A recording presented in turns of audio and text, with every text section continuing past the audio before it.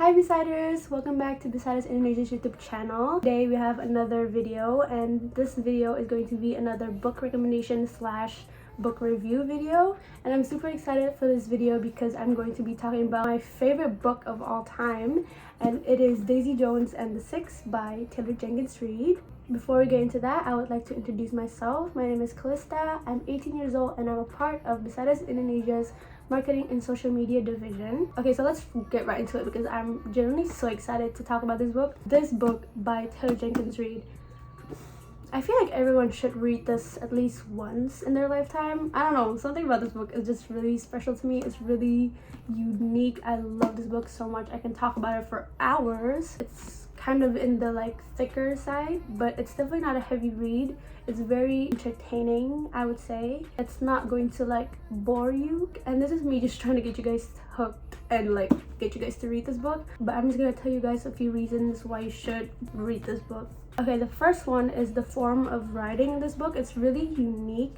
It's not your usual novel where it's narrations and then a couple dialogues from the character.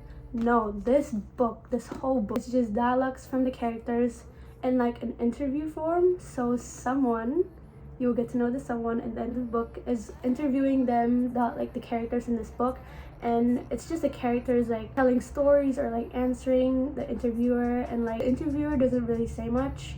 It's basically just the characters talking and telling stories. That I feel is so unique. I've never read any other book like that. But anyways, that part of the book is very unique and very cool, I would think so. The second thing I really love about this book is the characters in it. Oh my god, I love all of the characters here.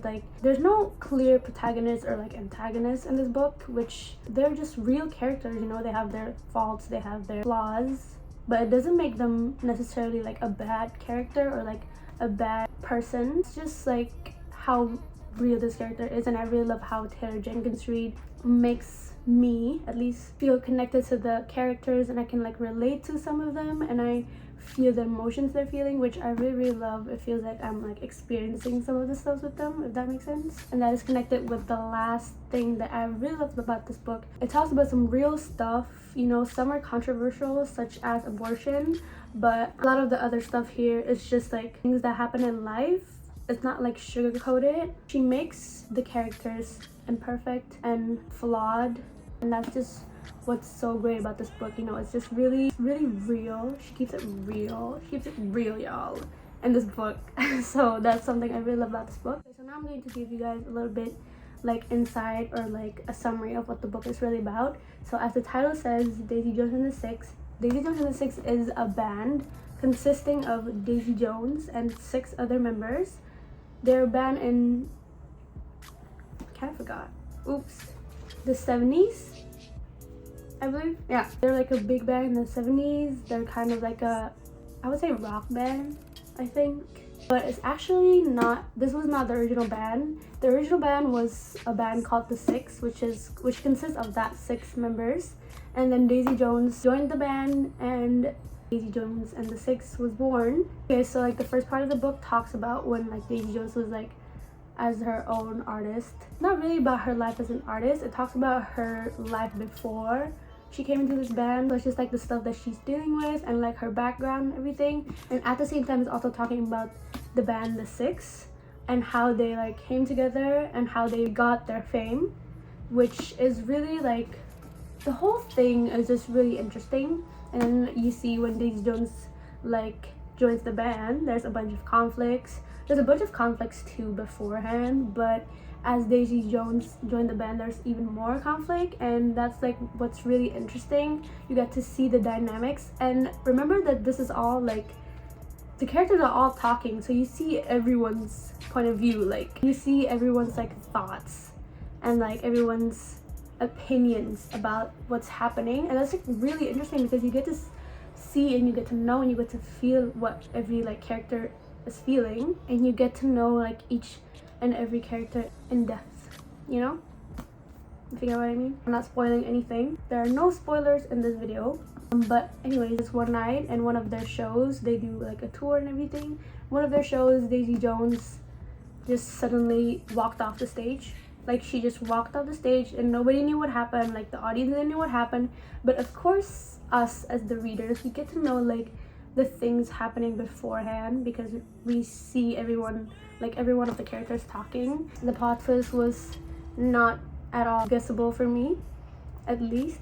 So I love that about this book. Like I said before, this book talks about a lot of heavy stuff, a lot like real stuff that happens in the real world, like addiction problems, and then abortion, and then sexism in the workplace, or like specifically in the music industry. And I love the female characters here, the women empowerment in this book.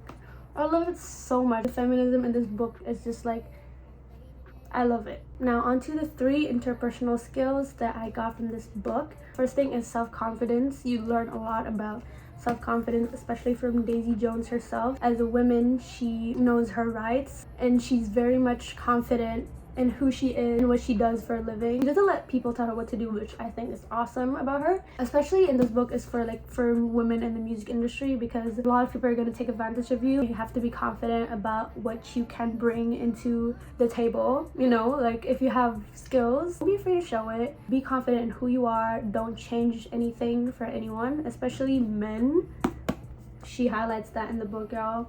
So the second thing I'm going to be talking about is knowing your limitations. Specifically, I learned this from the character Billy, which is the leader of the group, and he struggles with addiction. And this book just highlights his efforts on staying sober and the struggles that he goes through to stay sober. I feel like that's a really good example of like self-control and knowing your limitations. The third thing that I want to talk about is about conflict resolution, and specifically from the character Camilla, which is one of my favorite character ever.